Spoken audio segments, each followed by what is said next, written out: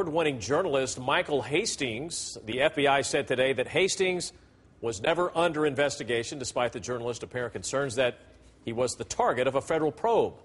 The 33-year-old was killed in a fiery one-vehicle car crash early Tuesday morning in Hancock Park. Hastings is best known for a 2010 magazine article that led to the resignation of General Stanley McChrystal, who was the former U.S. and NATO forces commander in Afghanistan. Our Carolyn Costello received an exclusive email Hastings sent just hours before his tragic death. I thought he was a great person. I mean, he spoke the truth. I mean, he said what needed to be said. He said what a lot of people were scared to say. You know, and it does offend a lot of people, but the truth hurts. Staff Sergeant Joseph Biggs knew Michael Hastings well. Hastings was embedded with Biggs' unit in Afghanistan back in 2008.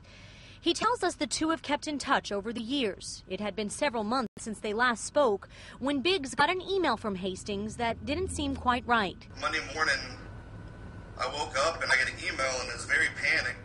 Biggs says he was blind copied on the email sent to Hastings' colleagues. It reads, "Hey, the feds are interviewing my, quote, close friends and associates. Perhaps if the authorities arrive at BuzzFeed, GQ, or HQ, may be wise to immediately request legal counsel before any conversations or interviews about our news gathering practices or related journalism issues. Also, I'm onto a big story and need to go off the radar for a bit." It alarmed me very much. I wrote a few things, I told a few people about it. I just said it doesn't seem like him. In a sense, I don't know, I just had this gut feeling and it just really bothered me. The email was sent just before 1 Monday afternoon.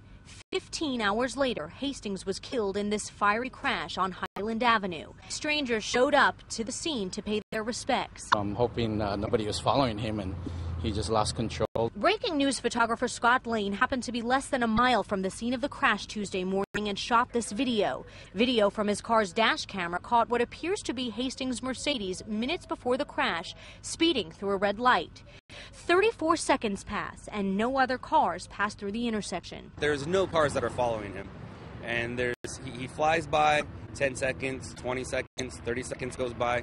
No cars are following him. While conspiracy theories circulate on the internet about what might have led to this fiery crash, Staff Sergeant Biggs tells us he just hopes to learn the truth about the events leading up to his friend's death.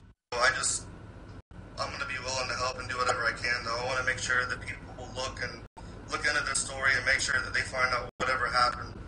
And the LAPD said today there appears to be no foul play in the crash that led to Michael Hastings' death. Carolyn Costello, KTLA 5 News.